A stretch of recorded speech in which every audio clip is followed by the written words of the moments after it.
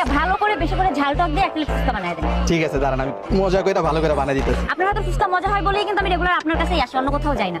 ওকে আপু, দিতেছি। এই লো। না ভাইয়া, টকটা একটু মজা পাচ্ছি না। ফুচকাও মজা না, টকও মজা না। কি হয়েছে ভাইয়া আজকে?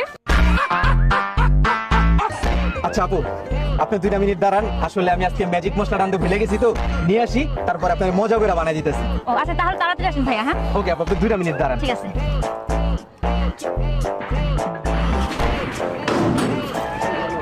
ফুচকা বলে মজা হয় না, আজকে ফুচকা খাওয়ায় পাগল বানালাম।